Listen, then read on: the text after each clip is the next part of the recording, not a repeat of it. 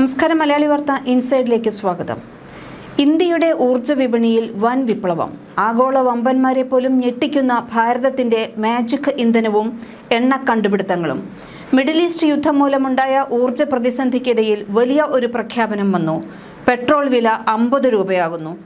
ഇന്ത്യയുടെ എണ്ണ ആവശ്യകതയുടെ 40% വിതരണം ചെയ്യുന്ന പശ്ചിമേഷ്യൻ മേഖലയിലെ സംഘർഷം മൂലം അസംസ്കൃത എണ്ണയുടെ വില ഉയർന്ന സാഹചര്യത്തിലാണ് പ്രധാനമന്ത്രി മോദിയുടെ ഈ പ്രസ്താവന. ഇറാൻ അമേരിക്ക സംഘർഷം ശക്തമാകുന്നു. ഇറാനിൽ അമേരിക്ക നടത്തിയ വ്യോമാക്രമണത്തിന് പിന്നാലെ തന്ത്രപ്രധാനമായ ഹോർമൂസ് കടലിടുക്ക് ഇറാൻ അടച്ചത് ഇന്ത്യയുടെ എണ്ണ വിതരണത്തിന് വെല്ലുവിളി ഉയർത്തുന്നു. ഇറാൻ ഹോർമൂസ് കടലിടുക്ക് അടച്ചതോടെ ആഗോള വിപണിയിൽ എണ്ണവില വർദ്ധിച്ചു. ലോകം മുഴുവൻ എണ്ണവില കുതിക്കുമെന്ന ആശങ്കയിലാണ്. പക്ഷേ ഈ സാഹചര്യത്തിൽ ഇന്ത്യക്ക് ഒരു വലിയ പ്രതിരോധ കവചം ഉണ്ടെന്ന് പറഞ്ഞാൽ അത് വിശ്വസിക്കാനാകുമോ? അത് തീർച്ചയായും സൈനിക ശക്തിയല്ല, അത് പുതിയ എണ്ണപ്പാടങ്ങളുമല്ല, അത് എത്തനോൾ കലർത്തിയ പെട്രോളാണ്. പുതിയ ഭാരതത്തിൻ്റെ പുതിയ ഇന്ധനം. അതെ, എത്തനോളിനെ പറ്റി തന്നെയാണ് പറഞ്ഞു വരുന്നത്. പെട്രോളിൽ 5% എത്തനോൾ ചേർത്ത് തുടങ്ങിയ ഇന്ത്യ നിലവിൽ E20 കൈവരിച്ചിരിക്കുന്നു. നിങ്ങൾ ഇന്ന് അറിഞ്ഞും അറിയാതെയും പമ്പുകളിൽ നിന്ന് അടിക്കുന്ന പെട്രോളിൽ 20% എത്തനോളാണ്. ഈ നീക്കം ഇന്ത്യയുടെ എണ്ണ ഇറക്കുമതി കുറച്ചിട്ടുണ്ട് എന്ന കാര്യത്തിൽ തർക്കമൊന്നുമില്ല. ഈ കഴിഞ്ഞ വാരം മുതൽ രാജ്യത്ത് E85 പെട്രോൾ ലഭ്യമായി തുടങ്ങി. അതായത് 85% എത്തനോൾ കലർന്ന പെട്രോൾ. അടുത്ത വർഷത്തോടെ E100 കൈവരിക്കാൻ രാജ്യം കൊതിക്കുന്നു. ഫ്ലെക്സ് ഫ്യൂവൽ എന്നറിയപ്പെടുന്ന ഇന്ത്യയുടെ ഈ മാജിക് ഇന്ധനത്തിൽ 93 മുതൽ 95% വരെ എത്തനോളായിരിക്കും. ഫ്ലെക്സ് ഫ്യൂവൽ എഞ്ചിനുകളിൽ മാത്രമാകും ഇത് ഉപയോഗിക്കാനാകുക. ഈ വാഹനങ്ങൾ നിരത്തിലെത്തുന്നതോടെ പരിസ്ഥിതി മലിനീകരണ പ്രശ്നങ്ങൾക്കും പരിഹാരമാകും. എന്തുകൊണ്ടാണ് മോദി സർക്കാർ ഇതിന് ഇത്ര പ്രാധാന്യം നൽകുന്നത്? ഇത് ശരിക്കും ഇന്ത്യയെ എണ്ണ ഇറക്കുമതിയിൽ നിന്ന് രക്ഷിക്കുമോ? ഹോർമൂസ് കടലിടുക്ക് അടഞ്ഞാൽ പോലും ഇന്ത്യക്ക് ഇതുകൊണ്ട് ഗുണമുണ്ടാകുമോ? നമുക്ക് വിശദമായി നോക്കാം. ലോകത്തിലെ 3ാമത്തെ വലിയ എണ്ണ ഇറക്കുമതി രാജ്യമാണ് ഇന്ത്യ. ഇന്ത്യയുടെ ക്രൂഡ് ഓയിൽ ആവശ്യകതയുടെ ഏകദേശം 90% ഇറക്കുമതിയെയാണ് ആശ്രയിക്കുന്നതും. അതായത് എണ്ണവില ഉയർന്നാൽ ഇന്ത്യക്ക് വൻ തിരിച്ചടിയാണ്. ഡോളറിൽ പണം കൊടുത്ത് എണ്ണ വാങ്ങണം. രൂപയുടെ മൂല്യമിടിയും, വിലക്കയറ്റം വർദ്ധിക്കും, പെട്രോൾ ഡീസൽ വില കൂടും. അതുകൊണ്ടാണ് സർക്കാർ വർഷങ്ങളായി എണ്ണ ആശ്രിതത്വം കുറയ്ക്കാൻ ശ്രമിക്കുന്നത്. ഇന്ത്യയിലേക്കുള്ള കപ്പലുകൾ ഇറാൻ ആക്രമിക്കുന്ന പശ്ചാത്തലത്തിൽ ഇന്ത്യയിൽ ഉണ്ടാകാൻ പോകുന്ന ഇന്ധന പ്രതിസന്ധി മറികടക്കാൻ മോദി സർക്കാരിൻ്റെ വമ്പൻ തന്ത്രപരമായ നീക്കം. ഉയർന്ന അളവിൽ എത്തനോൾ കലർത്തിയ പെട്രോൾ ഉപയോഗിക്കാൻ ജനങ്ങളെ പ്രോത്സാഹിപ്പിക്കുന്ന നടപടികളിലേക്കാണ് കേന്ദ്ര സർക്കാർ കടന്നിരിക്കുന്നത്. ഇതിന്റെ ഭാഗമായി എത്തനോൾ പെട്രോളിന് ഏർപ്പെടുത്തിയിരുന്ന എക്സൈസ് ഡ്യൂട്ടി കേന്ദ്ര സർക്കാർ പൂർണ്ണമായും ഒഴിവാക്കി. പെട്രോളിൽ 22% മുതൽ 30% വരെ എത്തനോൾ കലർത്തിയ ഇന്ധനങ്ങൾക്കാണ് ഈ വമ്പൻ നികുതി ഇളവ് പ്രഖ്യാപിച്ചിരിക്കുന്നത്. പരിസ്ഥിതി മലിനീകരണം കുറയ്ക്കാനും എണ്ണ ഇറക്കുമതിയെ ആശ്രയിക്കുന്നത് ലഘൂകരിക്കാനും ലക്ഷ്യമിട്ടാണ് പെട്രോളിൽ എത്തനോൾ കലർത്തി തുടങ്ങിയത്. ഉയർന്ന അളവിൽ എത്തനോൾ അടങ്ങുന്ന ഇന്ധനത്തിന്റെ ഉപഭോഗം പ്രോത്സാഹിപ്പിക്കുക ലക്ഷ്യമിട്ടാണ് പുതിയ നീക്കം. ഫ്ലെക്സ് ഫ്യൂവൽ വാഹനങ്ങൾക്കായി E85 പെട്രോൾ പുറത്തിറക്കിയതിന് പിന്നാലെയാണ് സർക്കാർ പുതിയ നികുതി ഇളവുകൾ പ്രഖ്യാപിച്ചിരിക്കുന്നത്. ഇന്ധന ഇറക്കുമതി ചെലവ് കുറയ്ക്കാനും വിദേശ നാണ്യ ശേഖരം സംരക്ഷിക്കാനും ഈ നീക്കം സഹായിക്കുമെന്ന് കരുതപ്പെടുന്നു. ഇന്ധനത്തിന്റെ നികുതി ഒഴിവാക്കുന്നതോടെ പമ്പുകളിൽ ഉയർന്ന അളവിൽ എത്തനോൾ അടങ്ങിയ പെട്രോൾ വില കുറയാൻ ഇത് കാരണമായേക്കാം. ഇത് സംബന്ധിച്ച് ഔദ്യോഗിക വിജ്ഞാപനം ബുധനാഴ്ച പുറത്തിറങ്ങി. ഇന്ധനവില കുറയ്ക്കുന്നതിനും പരിസ്ഥിതി സൗഹൃദമായ ഗതാഗതം പ്രോത്സാഹിപ്പിക്കുന്നതിനുമായി കേന്ദ്ര സർക്കാർ സുപ്രധാന തീരുമാനം പ്രഖ്യാപിച്ചു. ഉയർന്ന അളവിൽ എത്തനോൾ കലർത്തിയ പെട്രോളിന് ഏർപ്പെടുത്തിയിരുന്ന എക്സൈസ് ഡ്യൂട്ടി സർക്കാർ പൂർണ്ണമായും ഒഴിവാക്കി. പെട്രോളിൽ 22% മുതൽ 30% വരെ എത്തനോൾ കലർത്തിയ ഇന്ധനത്തിനാണ് എക്സൈസ് ഡ്യൂട്ടിയിൽ ഇളവ് നൽകുന്നത്. 22%, 25%, 27%, 30% എന്നീ ക്രമത്തിൽ എത്തനോൾ കലർത്തിയ പെട്രോളിനാണ്, അതായത് E22, E25, E27, E30 ഈ സെൻട്രൽ എക്സൈസ് ഡ്യൂട്ടി ഒഴിവാക്കിയിട്ടുള്ളത്. അടിസ്ഥാന എക്സൈസ് ഡ്യൂട്ടിക്ക് പുറമെ റോഡ് ആൻഡ് ഇൻഫ്രാസ്ട്രക്ചർ സെസ്, കാർഷിക ഇൻഫ്രാസ്ട്രക്ചർ സെസ് എന്നിവയും സർക്കാർ നീക്കം ചെയ്തിട്ടുണ്ട്. Basic excise duty, special additional excise duty, road and infrastructure cess, agricultural infrastructure and development cess എന്നിവയിലാണ് ഈ ഭേദഗതികൾ വരുത്തിയിരിക്കുന്നത്. കരിമ്പ്, ചോളം, അരി തുടങ്ങിയ കാർഷിക ഉൽപ്പന്നങ്ങളിൽ നിന്ന് നിർമ്മിക്കുന്ന ഒരു ബയോ ഫ്യൂവലാണ് എത്തനോൾ. ഇത് പെട്രോളുമായി കലർത്തി വാഹനങ്ങളിൽ ഉപയോഗിക്കാം. അതായത് ഭൂമിക്കടിയിൽ നിന്ന് എടുക്കുന്ന ക്രൂഡ് ഓയിലിന് പകരം വയലുകളിൽ നിന്ന് ലഭിക്കുന്ന ഇന്ധനം. ഇവിടെ നിന്നാണ് ഇന്ത്യയുടെ വലിയ സാമ്പത്തിക ഗണിതം ആരംഭിക്കുന്നത്. നികുതികൾ കൂട്ടത്തോടെ ഒഴിവാക്കുന്നതോടെ പമ്പുകളിൽ ഉയർന്ന അളവിൽ എത്തനോൾ അടങ്ങിയ ഈ പെട്രോളിന് വലിയ രീതിയിൽ വില കുറയാൻ കാരണമാകും. മാത്രമല്ല, 1 ലിറ്റർ പെട്രോളിൽ 20% എത്തനോൾ ചേർത്താൽ അത്രയും പെട്രോൾ കുറച്ചു മതിയാകും.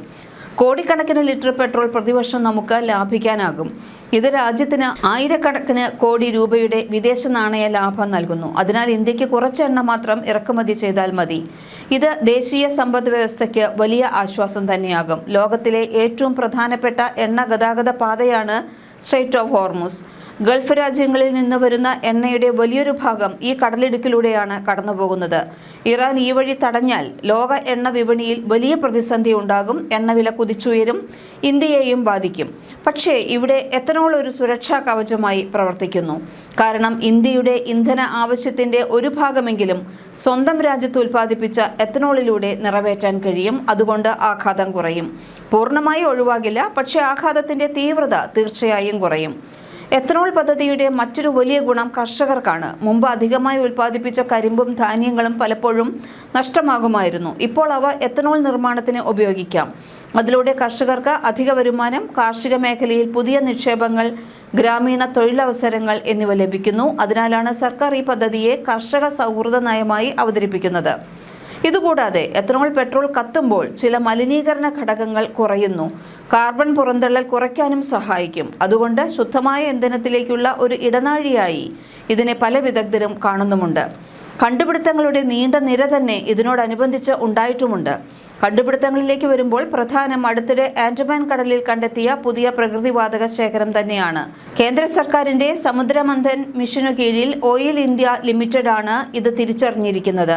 ആൻഡമാൻ ദ്വീപുകളുടെ കിഴക്കൻ തീരത്തുനിന്ന് ഏകദേശം 15 കിലോമീറ്റർ മാറി കടലിലാണ് ഈ പ്രകൃതിവാതക ശേഖരമുള്ളത്. ഈ മേഖലയിൽ വലിയ തോതിൽ ഹൈഡ്രോ കാർബൺ ശേഖരമുണ്ടെന്നാണ് പ്രാഥമിക പഠനങ്ങൾ സൂചിപ്പിക്കുന്നത്.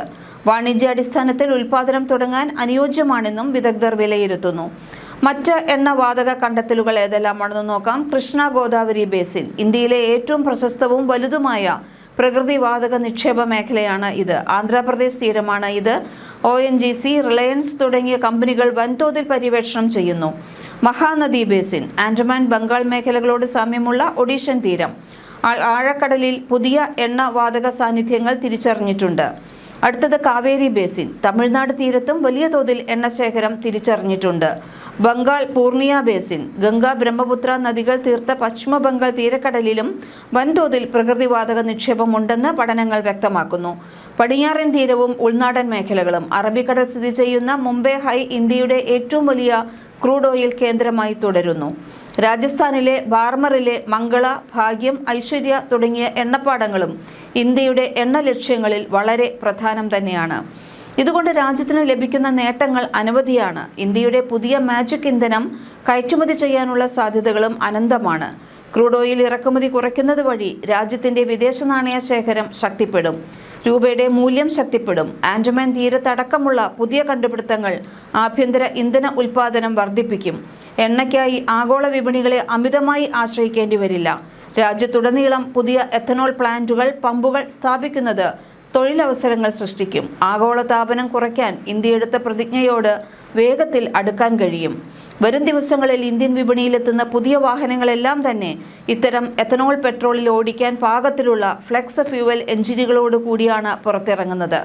നികുതി ഇളവ് വഴി വില കുറയുന്നതോടെ സാധാരണക്കാർ ഇത്തരം ഇന്ധനങ്ങളിലേക്ക് അതിവേഗം മാറുമെന്നാണ് സാമ്പത്തിക വിദഗ്ധർ വിലയിരുത്തുന്നത്. ഈ നികുതി ഇളവ് ആനുകൂല്യം ലഭിക്കുന്നതിന് സർക്കാർ ചില കർശന വ്യവസ്ഥകൾ കൂടി മുന്നോട്ട് വെച്ചിട്ടുണ്ട്. ആദ്യത്തേത് BIS മാനദണ്ഡങ്ങളാണ്. വിൽക്കുന്ന ഇന്ധനം ബ്യൂറോ ഓഫ് ഇന്ത്യൻ സ്റ്റാൻഡേർഡ്സ് നിഷ്കർഷിക്കുന്ന ഗുണനിലവാര മാനദണ്ഡങ്ങൾ പൂർണ്ണമായും പാലിച്ചിരിക്കണം. നികുതി വ്യവസ്ഥകൾ. ഇന്ധനത്തിൽ ചേർക്കുന്ന പെട്രോൾ ഘടകത്തിന് കൃത്യമായി എക്സൈസ് ഡ്യൂട്ടിയും എത്തനോൾ ഘടകത്തിന് ബാധകമായ GSTയും അടച്ചിട്ടുണ്ടെന്ന് ഉറപ്പാക്കണം. എത്തനോൾ ബ്ലെൻഡിംഗ് പദ്ധതി വഴി രാജ്യത്തിന് വലിയ സാമ്പത്തിക പരിസ്ഥിതി നേട്ടങ്ങളാണ് ഉണ്ടാകുന്നത്. ഇതുവരെയുള്ള കണക്കുകൾ പ്രകാരം ഈ പദ്ധതി വഴി ഏകദേശം 1.84 ലക്ഷം കോടി രൂപയുടെ വിദേശ നാണ്യം ലാഭിക്കാൻ ഇന്ത്യക്ക് കഴിഞ്ഞിട്ടുണ്ട്. കൂടാതെ 302 ലക്ഷം മെട്രിക് ടൺ അസംസ്കൃത എണ്ണയുടെ ഇറക്കുമതി കുറയ്ക്കാനും 909 ലക്ഷം മെട്രിക് ടൺ കാർബൺ ഡയോക്സൈഡ് പുറന്തള്ളൽ തടയാനും സാധിച്ചു. വിപണിയിൽ ഫ്ലെക്സ് ഫ്യൂവൽ സാങ്കേതിക വിദ്യയിലുള്ള വാഹനങ്ങൾ, പ്രത്യേകിച്ച് ഇരുചക്ര വാഹനങ്ങൾ വ്യാപകമാകുന്നതോടെ കർഷകർക്കും ആഭ്യന്തര ഡിസ്റ്റിലറികൾക്കും ഇതിന്റെ പ്രയോജനം ഇനിയും വർദ്ധിക്കും. വരും വർഷങ്ങളിൽ കൂടുതൽ വിദേശ നാണ്യം ലാഭിക്കാനും പരിസ്ഥിതി മലിനീകരണം ഗണ്യമായി കുറയ്ക്കാനും ഈ നികുതി ഇളവ് തീരുമാനം സഹായിക്കുമെന്നാണ് വിലയിരുത്തപ്പെടുന്നത്. മലയാളി വാർത്ത ഇൻസൈഡ്.